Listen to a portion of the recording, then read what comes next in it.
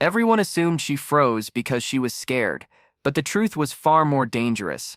And when the SEAL general stepped into the courtyard, he saw something no commander ever forgets.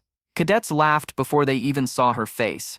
The sun was high, the training yard buzzing with footsteps and clattering gear, when a young female soldier walked through the gates, carrying a rucksack nearly half her weight.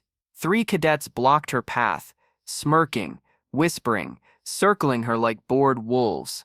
Within seconds, their teasing sharpened into open harassment.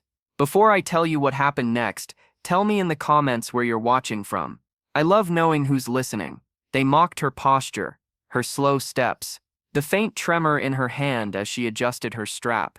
One of them even tugged at the patch on her sleeve, pretending not to understand its meaning. But she didn't rise to the bait. She didn't push them away. She simply stood there, breathing quietly, eyes fixed on a point far beyond them, as if bracing for something only she knew was coming. What none of them realized was that General Marcus Reddington, the most respected SEAL leader on the base, had just rounded the corner. He paused, watching the scene unfold, the dust drifting through the bright air in slow spirals around the cadets' boots. The female soldier swallowed hard. She thought she'd left this part of her life behind. She was wrong. Marcus continued forward, silent and steady, but she saw him before the cadets did. And in that split second, something in her changed. Her shoulders straightened, her jaw set, and the tremor in her hand vanished as if burned away by the sun. "Move," she said softly. The word was so calm that even the birds overhead seemed to stop. The cadets blinked in confusion. One chuckled. Another stepped closer, but the air around her thickened, charged like a storm front rolling across an open field. The crowd of soldiers training nearby slowed, glancing over. Murmurs rippled through them, the way water reacts before boiling. Then she did something that froze everyone in place. She slid her rucksack to the ground, unzipped the side pocket, and gently pulled out a folded tactical vest. Not a standard-issue training vest. This one carried a faded insignia, few recognized but every high-ranking officer respected. Marcus's breath hitched. He knew that insignia. He knew exactly what she survived to earn it. The cadets stared at the vest, confused. "Where'd you get that?" One of them scoffed. Her voice barely rose. "I earned it. In Kandahar, during the ridge breach." The yard went silent. Sunlight glinted off metal.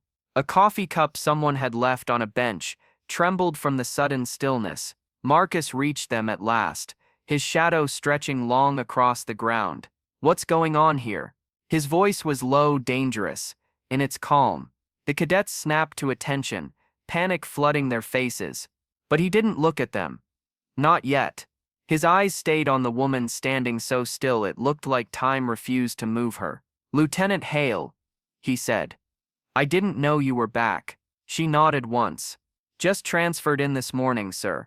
Her heart hammered, but she didn't let it show. She remembered every insult, every shove, every time she'd swallowed humiliation back in her early days.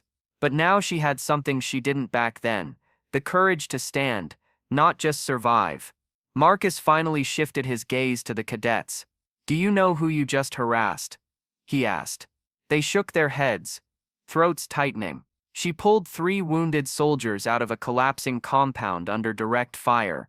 Marcus said, "She held a perimeter alone for 20 minutes, with a shattered knee, and the only reason any of you train here in the sunshine today," he paused, letting the weight sink in, "is because soldiers like her never quit." The crowd gathered closer, forming a ring around them. Respect replaced curiosity. Pride replaced whispers. And then something unexpected happened. Lieutenant Hale stepped forward and addressed the cadets herself. "I'm giving you one chance," she said. "Not to apologize to me, but to become better than this. Because one day you'll need someone to respect you too." The cadets lowered their heads, ashamed, and for the first time they understood the woman they mocked was stronger than anyone they'd ever trained beside. Justice didn't roar that day.